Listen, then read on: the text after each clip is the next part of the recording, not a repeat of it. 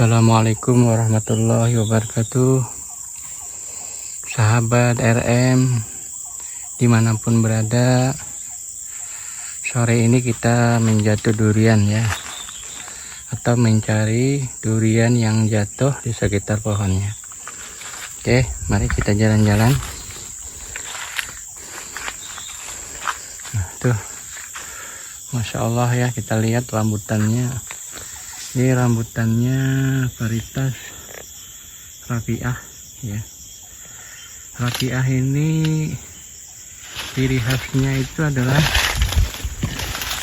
buahnya itu ada belahan tengahnya ya. Kemudian rambutnya agak sedikit gundul ya sebagian ya. Kemudian rasanya manis banget ya. Ini rambutan Rabi'ah ya. Nah, kemudian sebelah sini ya, ini tanaman lay ya, tanaman lay. Nah, coba dilihat ya, Masya Allah. Nah.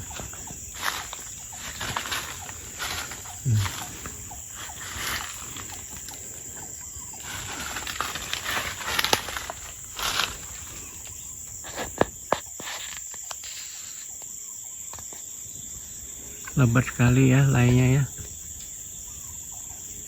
Satu pohon rata-rata ada yang 50 biji sampai dengan 100 biji ya. Oke, kita lanjut lagi ya. Nah, ini rata-rata di kebun kita ini ya, lahannya itu topografinya itu berbukit-bukit ya.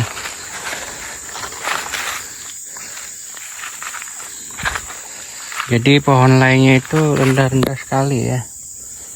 Kita tata, kita bentuk, kita pangkas sehingga buahnya itu mudah sekali ketika kita manennya ya. Nah, ini Masya Allah ya, kita dapat satu biji ya. Ini satu biji lay yang jatuh ya. Nah, ini jatuh. Nah, ini satu lagi ya.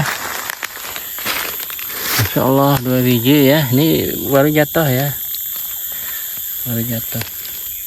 Oke, kita lanjut lagi ke sana ya. Nah, mungkin sahabat ya sudah mengikuti beberapa tayangan kita ya berkenaan dengan kebun. Jadi konsep kita itu adalah berkebun sambil menjaga pelestarian alam ya. Jadi di kebun ini kita tidak melakukan budidaya secara intensif, namun kita melakukan budidaya secara semi tradisional ya. Artinya itu konsep-konsep alami, konsep-konsep kearifan lokal yang ada di suatu daerah itu kita adopsi untuk kita terapkan, untuk kita kembangkan ya, tanpa mengabaikan penggunaan benih unggul ya. Jadi konsep pertanian semi tradisional atau semi modern, artinya memadukan konsep alam, konsep alami dan konsep modern. Konsep alaminya adalah kita berupaya menjaga keseimbangan alam. Jadi lingkungan, tanah, dan tanaman durian kita itu kita jaga supaya hubungan antara tanaman, lingkungan, tanah itu bisa saling menunjang satu dengan lainnya. Yang perlu kita perhatikan adalah tanahnya ya. Jadi kita memegang teguh prinsip bagaimana lahan kita ini, tanah kita ini kita jaga jangan sampai rusak ya. Nah, salah satu kerusakan lahan itu adalah kalau kita melakukan budidaya secara intensif, lahannya dibuka secara terbuka, kemudian kita melakukan pemupukan dengan bahan-bahan kimia, kemudian tanah kita itu tanpa kita berikan kesempatan untuk menyuburkan kembali tanah ya. Jadi tanaman budidaya itu menguras unsur hara yang ada di dalam tanah tanpa mengembalikan kesuburan tanah itu secara alami. Maksud kita adalah banyak teknik budidaya yang dilakukan oleh petani-petani kita yang terutama di daerah Jawa ya. Mereka melakukan budidaya secara intensif sehingga konsep alam ini tidak diadopsi. Jadi mereka melakukan budidaya secara intensif, memaksimalkan penggunaan teknologi atau pasukan input untuk mendapatkan hasil sebanyak-banyaknya. Nah, kalau di tempat kita ini kita menjaga ya bagaimana tanah kita itu tetap dalam kondisi subur ya. Jadi kita jaga lingkungan sekitarnya. Ini kita bisa lihat ya, tanaman hutan ada di sekitar tanaman utama kita ya. Ini tanaman lay ya. Nah, itu yang di sebelah sana itu adalah belukar. Belukar ini tidak kita ganggu ya, yang kita bersihkan adalah hanya di sekitar tanamannya. Coba dilihat ya. Nah, yang kita bersihkan hanya di sekitar pohon tanaman ya. Sedangkan belukar yang ada itu memang sengaja kita ciptakan supaya tanah kita itu tetap terjaga, terutama untuk ketersediaan air ya. Ya, jadi dengan konsep seperti ini ketersediaan air itu tetap tersedia, sehingga dengan adanya air maka mikroorganisme yang ada di dalam tanah yang membantu proses pelapukan itu bisa tumbuh berkembang ya, sehingga tanaman kita akan mendapatkan tambahan bahan organik dari pemanfaatan mikroorganisme yang ada dalam tanah tadi itu bisa berkembang biak dengan baik ya. Nah, apa yang dihasilkan oleh mikroorganisme yang ada dalam tanah? Jadi pada prinsipnya adalah mikroorganisme itu dia bisa tumbuh berkembang karena ada air. Kemudian lingkungan tadi itu tidak terbuka secara luas. Jadi seperti ini ya. Kalau terbuka secara luas maka sinar matahari itu akan menyebabkan tanah kita itu menjadi cepat penguapannya. Jadi penguapannya itu cenderung terjadi sangat cepat, sehingga air tanah yang ada di sekitar tanaman kita bisa menjadi cepat berkurang. Nah, dengan berkurangnya air tanah yang ada di sekitar tanaman kita menyebabkan mikroorganisme yang ada di dalam tanah seperti cacing, mikrobia, ya, rayap, kemudian berbagai macam ya patogen, jamur, bakteri, virus yang memberi manfaat bagi kesuburan tanah itu dia bisa tumbuh berkembang. Sehingga dengan kita menciptakan lingkungan yang tetap terjaga dengan baik, maka budidaya tanaman kita, terutama untuk tanaman durian dan lay, itu bisa tumbuh dengan subur, bisa berproduksi maksimal. Nah, sekarang kita buktikan ya, kita tidak melakukan pemupukan secara intensif, yang pertama. Yang kedua, kita tidak melakukan pembersihan tanaman atau pengendalian gulma dengan menggunakan bahan kimia ya. Kemudian yang ketiga, kita tidak banyak menggunakan tenaga kerja, karena kita ini hanya membersihkan kebun kita itu maksimal itu hanya 2 kali ya, maksimal hanya 2 kali. Pada saat dia berbunga, pada saat dia mau panen baru kita bersihkan. Nah, ini bisa dilihat ya, produktivitas tanaman Masya Allah ya, luar biasa. Coba lihat. Nah kita lihat lagi di atas tuh, banyak banget ya. Nah, coba lihat lagi. Nah tuh, jadi satu pohon ini buah lainnya itu bisa mencapai ratusan biji ya, ratusan biji. Coba kita lihat lahan yang kita bersihkan hanya di sekitar pohon ya, yang di sekitar pohon kita bersihkan. Kemudian di daerah tajuk tanaman kita lihat semak belukar. Nah, ini semak belukar, bisa kita lihat semak belukar. Nah, tuh lihat semak belukar. Nah, dengan cara seperti ini kita menghemat tenaga kerja, menghemat juga penggunaan pupuk ya, menghemat juga dari sisi kita mengendalikan hama dan penyakitnya ya. Ini nggak pernah disemprot ya, tanaman lain ini kita tidak pernah kita semprot ya, jadi tidak ada penyakit. Paling hamanya itu tupai dan monyet ya, tapi tupai dan monyet pun bisa kita kendalikan dengan, nah ini Masya Allah,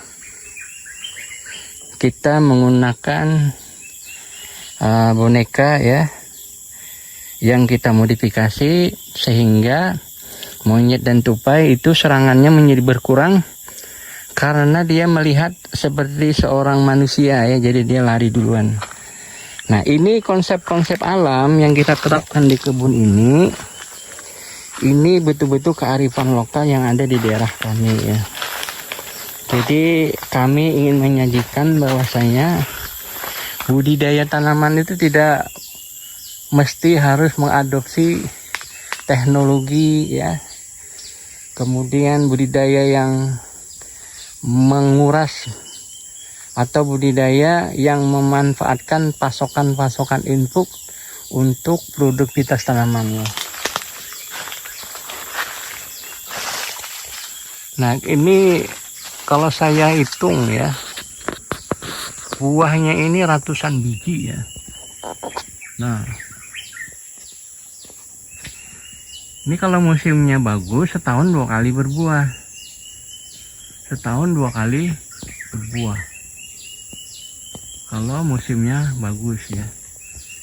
Artinya kalau kita hitung secara analisa ekonomi, maka dengan budidaya yang semi tradisional atau semi modern ini, maka akan memberikan keuntungan kepada kita. Nah, ini Masya Allah ya, kita dapat lagi satu lagi yang jatuh.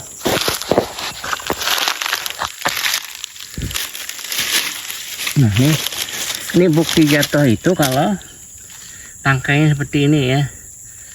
Nah, itu jatuh, betul-betul jatuh ya, bukan dipanjat ya.